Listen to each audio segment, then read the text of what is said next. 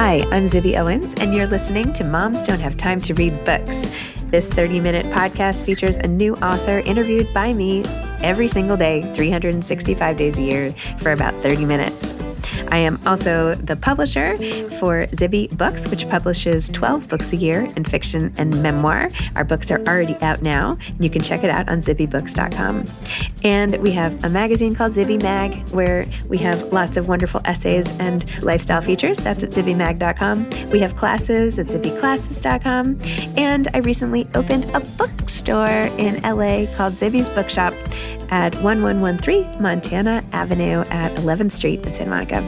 I hope that you are able to enjoy some of our other offerings. But this here podcast is the basis of all of it and started in 2018. And no matter what I do, this is basically my favorite thing. Enjoy.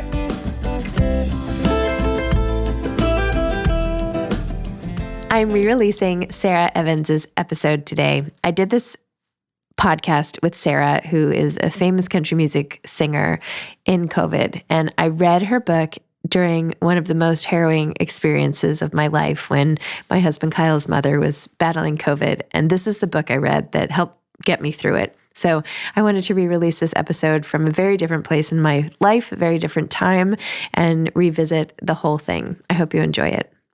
I had the best conversation with country music star Sara Evans. Her book, Born to Fly, a Memoir, is like one of my recent favorites. I don't know what it was. It was early in the morning. It was 4:30. I opened her book and I literally read the whole thing cover to cover for the next couple hours. Everything from her childhood accident to becoming a superstar to her body issues, her parenting advice. Anyway, I hope you enjoy our conversation as well. And a little bit more about Sara for you. A multi-platinum entertainer, Sara Evans is at the top of her game as the 5th most played female artist in country radio in nearly the last 2 decades. Her 5 #1 singles include No Place That Far, Suds in the Bucket, A Real Fine Place to Start, Born to Fly, and A Little Bit Stronger, which spent 2 weeks in the top spot and was certified platinum by the RIAA, whatever that is. Sara's stunning country voice, according to Rolling Stone, has earned her the prestigious Academy of Country Music Top Female Vocalist accolade, as well as numerous American Music Awards, Billboard Music Awards, Country Music Association, CMT, and Grammy Award nominations. In addition, the CMA awarded Video of the Year honors for her hit chart-topping single, Born to Fly, from her landmark double platinum album of the same name, which celebrates its 20th anniversary in 2020. She also had best-selling studio albums called Real Fine Place and Restless, as well as a gold-certified project, Stronger, and No Place That Far. Copy That is her first solo record in nearly 3 years, which was released on her own Born to Fly Records on May 15th in 2020, which is a 13-song collection. Welcome. And also, by the way, between her and her husband, they have 7 kids. So enjoy. Welcome, Sara. Thank you so much for coming on Moms Don't Have Time to Read Books. Thank you for having me. I love this title. Oh, thank you. I loved your book. I literally woke up really early one morning and took it outside and sat in my favorite chair with no one bothering me and read it cover to cover and loved it. So I just, no way. Yeah. Usually I'm interrupted. I have 4 kids. I'm usually interrupted all the time and things happen, but I just was able to do it, I guess, because I got up so early. But anyway. That's awesome. Okay. So what did you think? Oh my gosh, I loved it. I really loved it. But I have to say, I feel like I keep making mistakes, especially the parts about the parenting. I'm like, oh no, I think I'm going against one of Sarah's rules today. We're not, I'm like, I don't have a napkin. Oh yeah. Do not let them sit down and eat without a napkin. Otherwise they'll wipe it on their pants and then you'll miss a grease stain and it'll set in their shorts and stay there forever. Yeah, I know. I know all the things you say are so right. And then sometimes I don't do them. And then I feel well, as long as you're not spoiling your kids to the point where people don't like them, that's the main thing. That's true. Okay. Well, people still like them, I think. So okay, I guess good. Okay. There were so many things to talk about in your book and your career and how you built your life and your family and all of this inspiring, amazing stuff. What I was particularly drawn to was your whole blended family, perhaps because, I'm remarried, I have 4 kids, and I loved all the stuff you talked about being a step-parent and how the role of a step-parent is not to act like a parent. And how you say the press likes to think that you're a mom of 7, but really you're a mom of 3 and a stepmom to 4 and how there's such a big difference. So I was just hoping you could talk a little more about that. Yeah, that part was really important to me to write because having been a child of divorce myself and knowing how difficult it was, like when my father moved out and then he remarried, he had a stepdaughter that was the same age as me. So that was incredibly hard for me to know that, I wasn't able to live with my dad and have him all the time, but this other girl who was my same age did. And it was heartbreaking to me. And my dad did not handle it right. My stepmother did not handle it right. And then they ultimately divorced and he remarried and had two stepchildren. So I'm like, well, here it is, two other sets of families, got to have my dad. And I lost him at 12, because of their divorce. And it's been one of the really most painful aspects of my life. Anytime I think about my dad and the way that I felt like so abandoned by him. And so I really wanted to write about step parenting. And, I knew that, when Jay and I got married and his kids would be having all of those feelings like, okay, our dad is now raising three other children and living with three other children. He's going to be closer to them than he is with us. And I really wanted to make sure that that was not something that they felt. And so I talk about how one of the things I did was get all their names embroidered on their pillows so that when they came to our house every other weekend and every other week in the summer and holidays, that they would know, like, this is my space, my spot. It's got my name on it. And I think that just having that visual for them, I just tried to do little things like that. But mainly, I never tried to be their mom. I wasn't looking to have four more children and raise four more children. I have three children. And so I never wanted to assume, I'm your new mom. And when you come here, I'm your mom and you need to call me mom and act like I'm your mom. I really didn't want that. I wanted it to be exactly what it was. I'm married to your dad and it's my job to facilitate you having an awesome weekend with him. That's so nice of you. You should be like the spokesperson for stepmoms.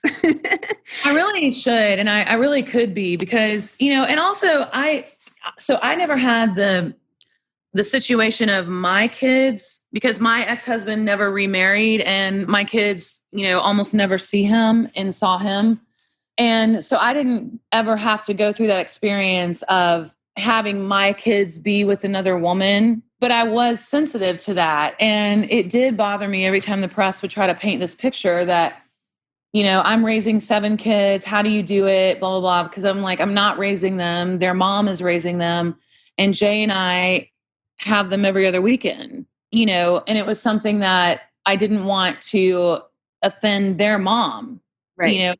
So that was a tricky situation to navigate through. But, the main thing I did was just play sports with them and have fun with them. And also, but on the flip side of that, it's hard to be a stepmom because you don't ever get the nod that the real mom gets. So no matter how much you do for them or try to make them, feel loved and try to let them know that you're not trying to take their dad, that your kids aren't trying to take their dad from them, you never will ever get the true nod that they give to their own mom, which is perfectly normal. But sometimes you feel like, wow, I'm doing so much and making such an effort and getting nothing in return. So, there were those emotions too at times, but everybody, especially the children, are innocent victims. And, the bottom line is divorce is just a very destructive thing, very destructive. And you should avoid it at all costs. Too late for me. Me too. But, and half the population. So I don't feel that bad, I guess. But, it still feels. You shouldn't feel bad. I'm just saying, No, I'm kidding. It's definitely something that should not be taken lightly and not be done quickly. Yes. No, I completely agree with you. It's really horrific. One of the other things in your book that I thought was so awesome was your complete ownership of the fact that you're athletic, because so often women just don't talk about that. You can either be some sort of a female athlete and then the athletes talk about that in their books, but somebody like you who's basically a rock star, doesn't always have to, it doesn't always come out that like, hey, you know what? I'm a really awesome, softball player. I can play tennis like really well or whatever. So I just loved that. Well, thank you. It's kind of a running joke because I do always brag about what a great athlete I am, but it's funny because, people tend to like box you in. And so they think of me as being a singer and that's it. You're a great singer. But it's fun to sometimes say, well, I have other talents too. And I absolutely love playing sports. I love to play tennis. I love to play basketball. I love to play softball. And that's, it's just something that like I was doing an interview about an hour ago and I talked about how I'm such a great athlete. And the guy was like, and you're very humble too. And I'm like, no, I don't see it as bragging. But like you said, it's just an unknown fact that is fun to tell people about. No, that's not very nice. I mean, no. I know. I hate when people say that. Right? Oh, and you're oh my gosh. No, I think it's amazing. And, it's like my little daughter is sort of like in here with me now and she hears it's great. I want to raise daughters who feel awesome about being athletic and it's really important and to have role models who don't just sing. I mean, there are plenty of, role models who are amazing in that regard, but to do both, that's just amazing. I mean, it's just great. It's just great. Well, I find that a lot of athletes and musicians, they kind of are connected. Like if a lot of times, if you're a great musician, you're also a great athlete. And if you're a great athlete, you have a lot of musical talent. So like my husband is a former NFL football player. He's the most amazing athlete I've ever seen, but he also is very musical. He can dance so well and he has perfect rhythm and he can sing. So I think there's something in the brain that says, like my brain is telling my body, do this, and you do it. And being a singer is being an athlete. And I just went and got my vocal cords checked last year to, make sure everything looks good. And he was like, your vocal cords are pearly white and they look, like the vocal cords of a 20-year-old. And he said, so yeah, you're basically a professional athlete. And because your vocal cords are a muscle. So it's just like a throwing arm. Your vocal cords are doing something basically athletic. So it's just interesting to me, the ties to that. Yeah, for sure. The brain is such a funny thing. I mean, I found other things. Like I found a lot of writers are also great photographers, or they're like all these things that kind of like exactly. go hand in hand. Like if you're a makeup artist, usually you're an incredible like painter and you can draw and like all the connections there. Totally. Fascinating. It's kind of not fair. It's like, really, your husband gets to be an NFL athlete and also all the rest of it. Do you know what I mean? Like maybe you could have scattered those skills around to other people who can't do either thing. But you know what? Those are really the only two things I'm good at: music and athletics. But also, I think I'm a great mom. That's great. I bet you are a great mom. Yeah. You certainly like not shamed me, but you've given me great advice in this book that I feel like I needed to hear. So anyway. I'm so glad. What's the biggest piece of advice that you feel like you needed to hear? I'm like interviewing you now. No, I know. Your whole like keeping the kids humble, doing chores around the house, like not letting them just like sit around, like you go get stuff, don't let them be complacent. All of the like, down to the, like I said before, just even something as simple as a napkin or sitting down and having a meal and enforcing all of that. It's just, I mean, I know it all. It's just, I don't know. Yeah. I don't know if I can't remember what speaker it is, or if I got it from that, the rules that George Washington wrote. What were those called? Do you know what I'm talking about? No, not really. I mean, I've heard it. I don't know what the name would be, but it's a famous like little book that he wrote as a kid. And it talks about, it's basically like good manners and what to do and not to do, like common sense. And one of the things is, don't make extra noise or whistle or, tap your fingers on something or, when you're around people, because that's annoying. And that's something that George Washington thought was important, and one of the other things was, I think this is where I heard this or read it, but he said, don't ever stop like doing the things that are important. In other words, like it is important to get a plate and sit down with a meal. Like do things that are proper as often as you can so that you don't just, totally make your life be so basic that, or not basic, because I almost want to go back to the basics, I guess is what I'm saying. Yeah.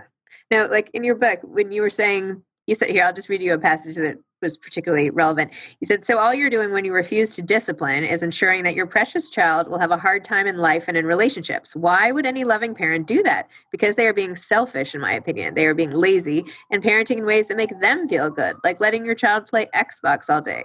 Why do some parents do this? Because it's easier than making them stop.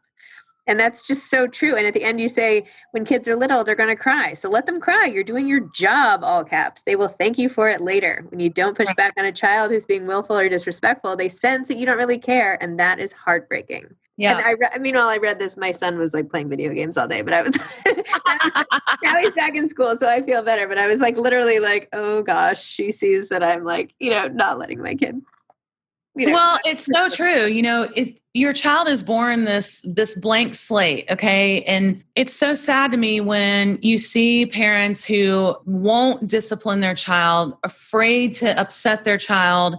And so they are parenting in ways that make them feel good. And with so many divorced families in the world, there are so many divorced dads who aren't raising their children when they have them and the time that they have with them, who aren't raising their children the way that they would have. But now they're raising them out of guilt, out of, I don't get much time with them, so I want everything to be great. But I'm like, that's selfish on your part because, the child did not ask to be raised in a divorce situation. And so you still need to be that dad, be hard on them, discipline them, spank them if they need a spanking, all of those things. You can't parent in ways that just benefit you emotionally. You have to parent in ways that benefit your kids long-term. So true. Another part of your story that I related to a lot was how you talked about your weight gain when you had kids and the pressure to like get fit again and sort of just your lifelong relationship with your body. Where do you stand on that now? I'm not any better. I have a daily struggle with food. I feel like I really do have somewhat of an eating disorder in the sense that, every time I eat, I'm mad at myself. And every time I eat, I guilt myself, even if I'm starving and, just about to drop over from hunger. But then every time after I eat, I have this remorse and fear. Like, I hope I didn't just gain weight, or now am I going to look fat for the rest of the day or tomorrow? So it's a very unhealthy relationship with food and very unhealthy body image. And I work on it a lot. And since I wrote this book last spring, this past May, both of my girls decided to sit me down and confront me about it. And they were just like, and it was very difficult for me because I had to swallow my pride, but I can't be a hypocrite. I talk in the book about you have to apologize to your children when you've done something wrong. And you have to not be afraid that will undermine your authority, because it won't. It will make them trust you more. So they basically said, you have to stop talking bad about yourself. You have to stop talking about I'm fat or I'm skinny. And they really got on to me hard. And they said, you have 2 teenage daughters. You cannot do that. And you're beautiful and you're our mom. And we only see beauty when we look at you. So every time you criticize yourself and criticize your body or criticize that, something about you is aging, that hurts us. And it's also probably causing harm to us psychologically. So you have to stop. So I really have tried a lot, and I try to be so mindful when I'm around them, not to ever say, oh, I feel so fat, or I'm trying so hard to be skinny. But it's definitely, I'm a work in progress. I'm not at all where I should be. Well, I mean, there are no shoulds on this journey. It's like a lifelong thing, right? Everybody, most women are struggling in some way, shape, or form. Either, I mean, it's easy to say I should be over this by now, but you know, that's not the way it works. I think that's amazing. Well, yeah. I think it's just really, I mean, it shows what kind of mom you are to raise daughters who would then sit you down to have a conversation like that. You know, it's like, that's really sort of self-aware and mature of them to be able to talk to you about it. Were you sort of proud of them at the same time? Like, I feel like I would be like hurt and proud. I was hurt. My feelings were hurt. Sorry. And I was tempted to be defensive. I wanted to defend myself and be like, well, you have no idea what it feels like, you know, to be in your 40s and you guys can eat whatever you want and you're skinny. And both of my daughters are stunningly beautiful and they have, you know, very naturally skinny bodies. And so I wanted to be defensive. You don't know what it's like, but I basically just like was pinching myself the whole time. Like, this response could mean everything. And so I responded with, you're right, you're right. I don't know why this makes me cry. Oh, sorry. I'm probably just exhausted. I understand. I mean, look, it's hard to admit our vulnerabilities and it's hard for our kids to see our weaknesses, and yet they're on display in front of them more than anybody else, you know? Yeah, that's right. And we can't. And in some ways, I feel like I'm just entering this. So like I'm, you know, feel like I'm losing even more control of how my body responds to food as you age and your metabolism slows down. And so in some ways I'm like, oh my God, I'm just beginning this fight. And now it's a whole new fight, because I used to be able to say, well, I'm going to starve myself for this video shoot so that I look great. And it's hard because, you know, models and actors are rail thin, yet women are told two things at the same time. You should look like this in order to look like this model does in this free people dress. But at the same time, we're shamed for talking about our bodies. And, oh, you shouldn't talk about that in front of your daughters because, you know, it might cause them to be anorexic or whatever. But we're given two messages at the same time. And it's not fair because, you know, if they really want to make young girls have a healthier attitude about their body image, then they need to use more realistic models for their clothes. But they're not going to do that because the clothes won't look as good. So it's a really, really tough thing to overcome and figure out. I couldn't agree more. I'm 44 years old and I'm like, I used to be able to eat, you know, this cookie every night or whatever it is I'm, you know, currently, you know, treating myself with. You know, I used to be able to go a couple days without working out and nothing would happen. And now I'm like, like everything is tight today. Really? Just because of that same cookie? Absolutely. I mean, I feel like, you know, in all these years of not eating and then eating and not eating, my metabolism is really shot. But you do. I mean, honestly, 2 days of, you know, overeating or even eating like a normal person can potentially undo any strides I've made and just make me feel totally fat. And so again, it's a really, really tough thing. I don't know that I'll ever be over it. I feel like, you know, if I'm skinny, all of my best memories in life were times when I was skinny. All my worst memories in life were times when I was fat. And that's how I divide it. And it's terrible. It's crazy to think that way. But when I'm skinny, life is great. You know, I love clothes. And so when I'm skinny, there's no stopping me. I'm on top of the world. But if I feel fat or I am fat, then I feel like a complete loser. So I probably need therapy. I mean, I could recommend a few people. I'm really interested in all of this and have had like close friends and everybody really struggle with, you know, impatient eating disorders, to be honest. And I worked for the Yale Center for Eating and Weight Disorders and almost became a psychologist. So, and, you know, of course, I've had my own struggles with my own body forever. And just, you know, recently I've been like, well, you know what? Like, I mean, I'm not like you. I'm not on stage and I'm not, you know, my, how I look, like, who cares? You know, I'm like behind a microphone here and, you know, I don't have a public persona like you do. So it's totally different. But just as like a woman, I'm kind of like, well, you know what? Like, am I happier, thinner? Like, I'm pretty happy right now. And I'm definitely not at my like low weight, you know? So maybe it's not maybe that's not the answer, right? So maybe I am going to be this way. Maybe now I'm thinner than I'm going to be. Maybe eventually Right. I'll wish I looked like this, right? So you just, Totally. I don't know. I did this whole study a couple years ago for an article I was writing where because my grandmother is she's 97. And until a couple years ago, now she's starting to have dementia, but we would be having dinner and she'd be like, oh God, I shouldn't have that cake. Oh my gosh, like, Yeah. do I look as fat as that woman? And I'd be like, Guggy, come on, like, does this never end? And so then I started wondering, does it ever end? Like, I don't think it will ever end for me. And, I was raised that way too. Like my granny was always talking about, stay thin and don't get fat. And my mom would say, you're just 10 pounds away from being famous. And that, of course, was a joke. But, have you seen Marvelous Mrs. Maisel? Yes, of course.